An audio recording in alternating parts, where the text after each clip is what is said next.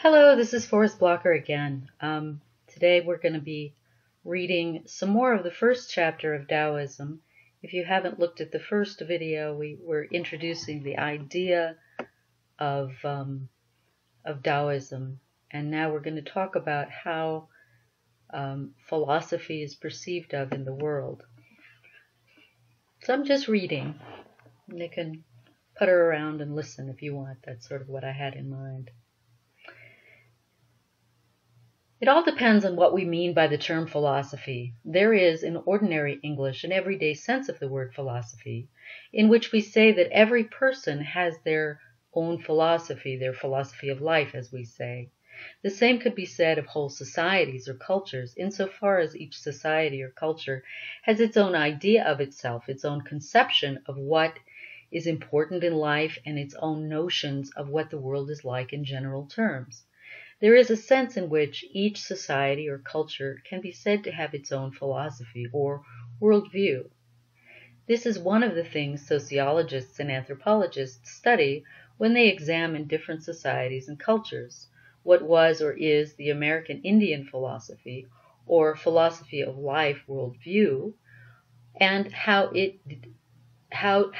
or does that differ from, say, ancient Egyptian philosophy or philosophy of life worldview. But the word philosophy is also used in a more technical sense to indicate a particular methodology, a specialized way of investigating and organizing ideas, one which is normative, that is, evaluative, critical, logical, analytical, and systematic. And in that sense, not everyone is a philosopher or has a philosophy. In this second sense, European philosophy arose at a particular point in Greek history, around 600 BC. Greeks before that did not have philosophy in this second sense. And if the Greeks before 600 BC had no philosophy or philosophers, it is possible that other societies and cultures had no philosophy or philosophers. In the second sense, philosophy is, as Anthony Flew, 20th century British philosopher, puts it, what appears as the main subject of most of the writings of Plato, Aristotle, St. Thomas Aquinas, Descartes, Hegel, and other Western philosophers. Just as philosophy in this second sense arose in European culture at a particular time and place, so it is also possible that philosophy arose at various times in other non-European cultures.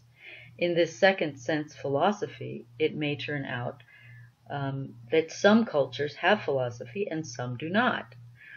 We cannot dogmatically assert before examining the facts either that all cultures must have philosophy or that none do except European cultures. We must more patiently and empirically look at each culture to see whether it does or does not have a philosophy.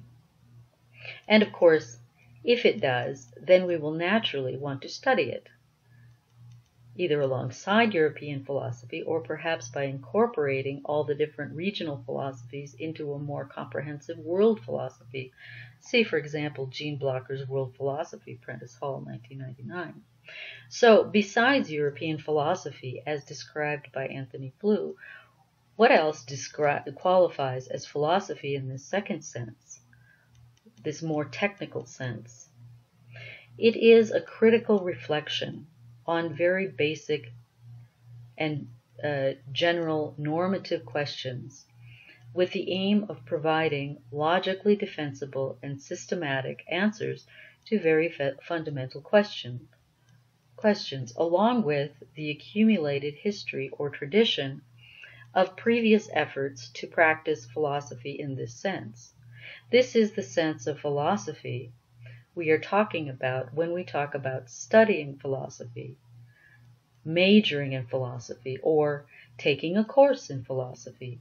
It is the second, more technical sense of philosophy we have in mind when we define the philosophy with which we in the West are more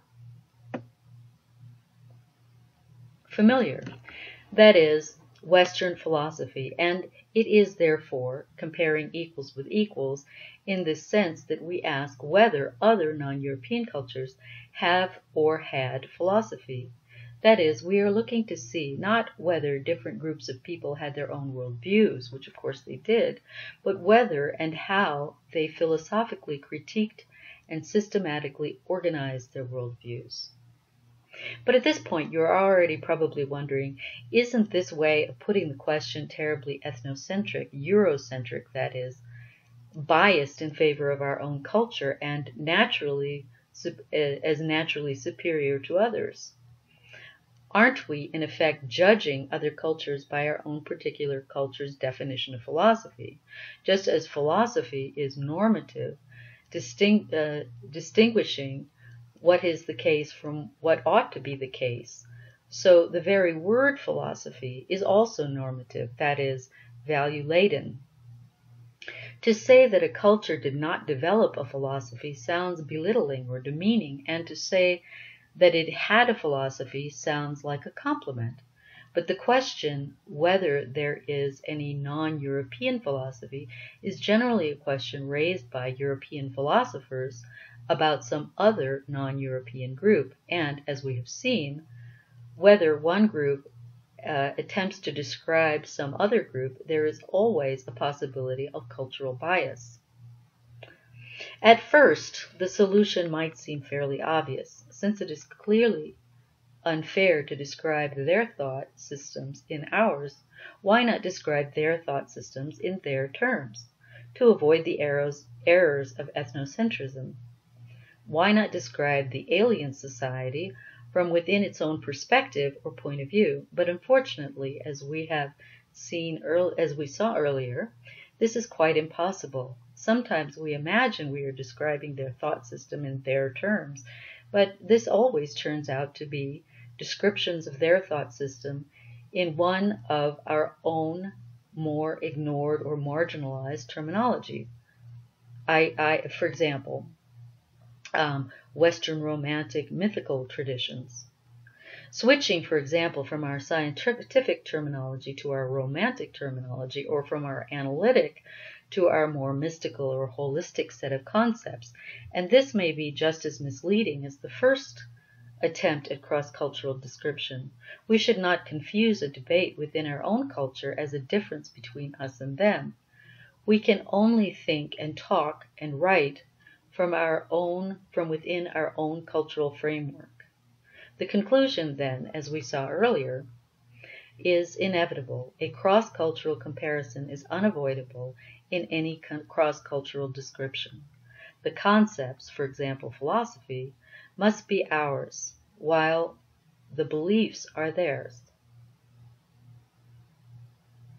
But how can that possibly be fair? Only if the concepts by which we describe their beliefs and the concepts by which we describe the same beliefs in our society are synonymous, or at least very similar in meaning. So, in the present case, whose concept or definition of philosophy are we using when we ask the thought systems of other cultures whether they count as philosophy? If we are writing or talking in English or some other European language, then we are obviously thinking of the European conception of philosophy, the narrow technical sense which we have just defined. Not because that is the best of many conceptions or definitions of the word philosophy. Not because that is the best of many conceptions or definitions of the word philosophy available to us, but simply because that's all we got. Philosophy is an English word that arose within and whose meaning was determined by Western European thought.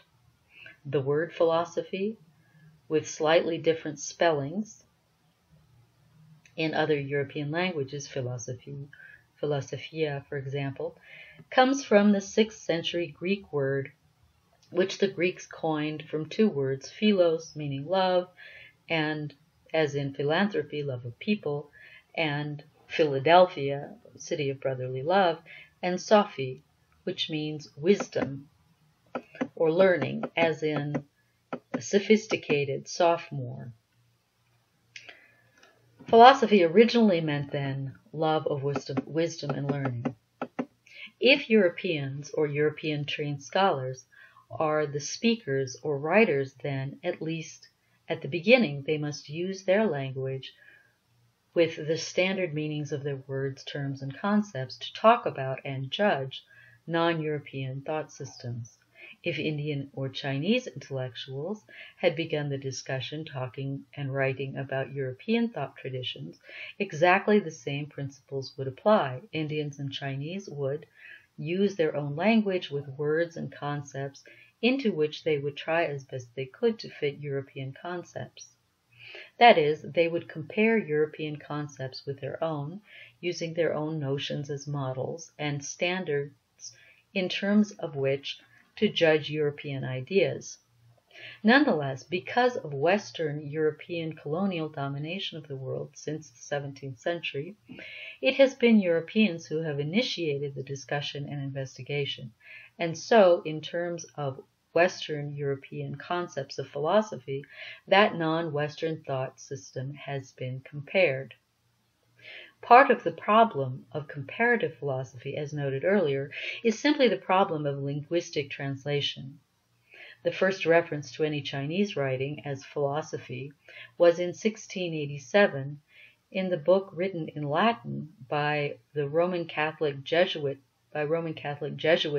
missionaries under Matteo Ricci, trying to understand the Chinese whom they wanted to convert to Christianity.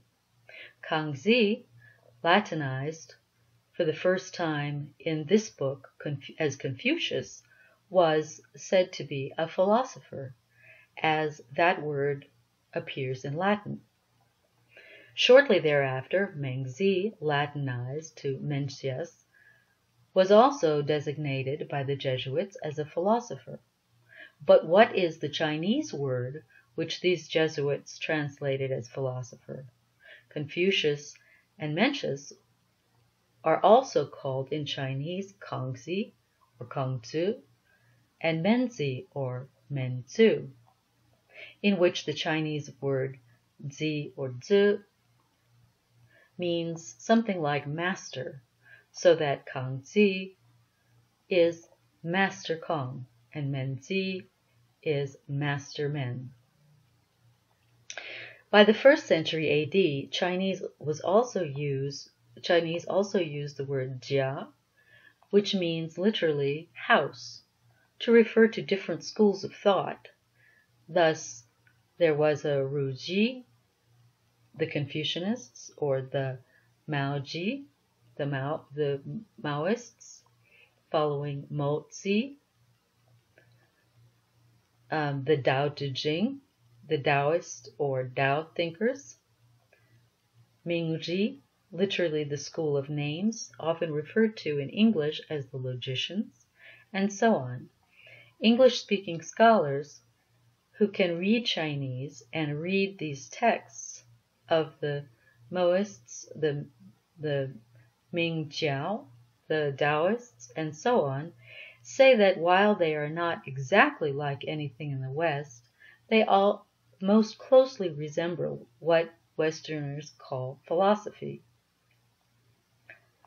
And indeed, those of us who do not read Chinese and read these texts in translation as philosophical texts. How did the Chinese translate the Western term philosophy? At first you might think that they would translate philosophy as jia and philosopher zi, just as Europeans translated the terms the other way around.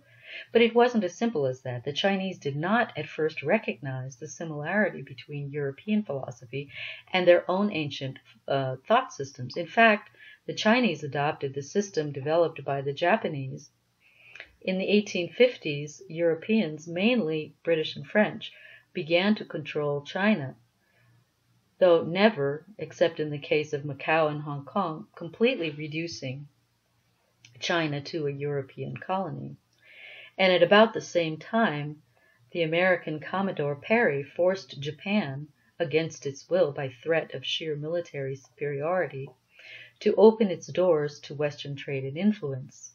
The Japanese responded in the Meiji period, beginning in 1868, to fight fire with fire, that is, to learn as much as they could of Western science and technology, to avoid being colonialized as India had been and as China seemed to be on the verge of becoming. As the Japanese set up Western-style universities, at first hiring American and European professors, but then gradually training their own Japanese professors, they had to first find a way to translate into their own Japanese language the names of all the Western sciences, physics, chemistry, engineering, philosophy, zoology, and so on. And they also needed a word for philosophy. Since the Japanese use about 2,000 Chinese characters, or kanji, as part of their own written script, they used part of kanji, the Chinese words and characters, to translate these European sciences or disciplines, and they accordingly selected a pair of Chinese characters to refer to philosophy. Since Chinese used the same characters, though the Chinese and Japanese pronounced them very differently, the Chinese adopted the Japanese convention for translating the word philosophy. And so around 1900, the Japanese and Chinese used the same written words to translate philosophy, pronounced slowly, tetsugaku,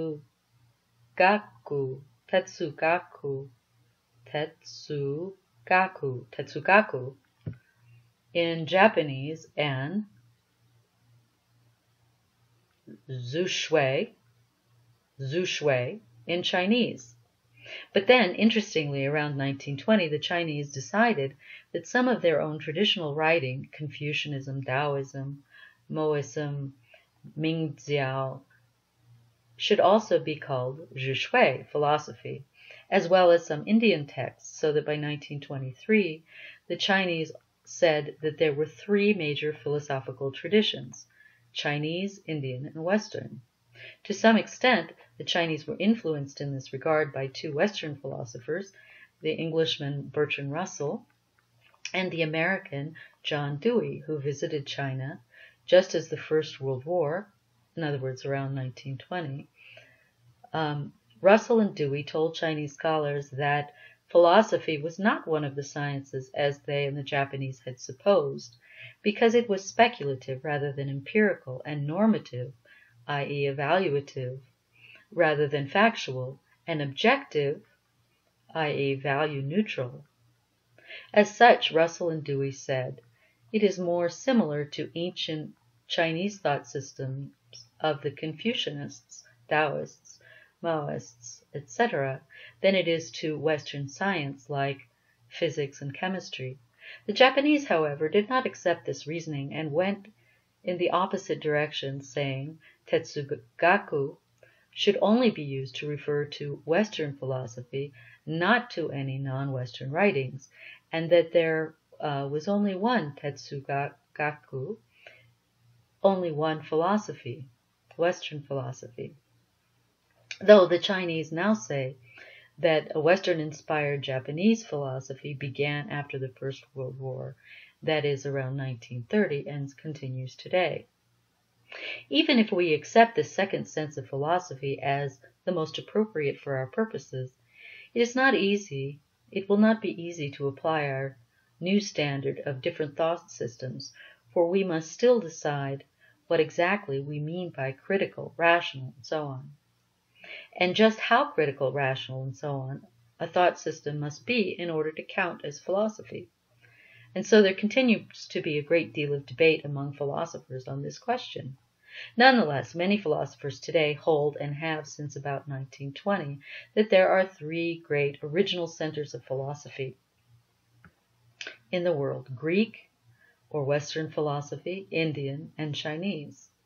And all three arose at approximately the same time, roughly 600 BC, though, so far as we know, quite independently of one another. All three arose as critical reflections on their own cultural traditions. From these centers of original philosophy then spread to other cultures, Greek philosophy being adopted and modified by the Romans and later by the Arabs for a time, and then the Europeans and the Americans, the Australians, and so on. Indian philosophy being adopted and modified by the Tibetans, the Burmese, the Cambodians, the Balinese, and Chinese philosophy being adopted and modified by the Koreans, the Japanese, and the Vietnamese. Given this background, we should always be cautious of the comparative descriptions of non-Western thought systems in Western philosophical terms.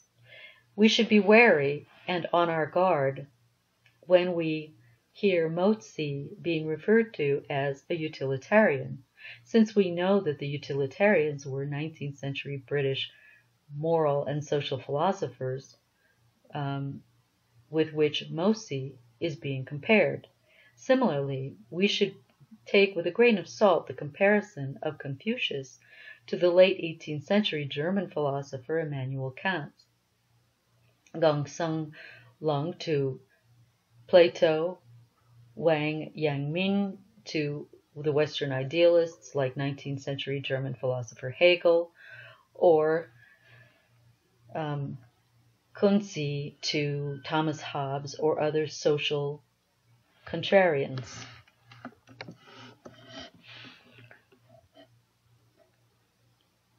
In each case, Chinese thinkers were being compared to Western philosophers. We should take care not to exaggerate these similarities and to overlook their differences.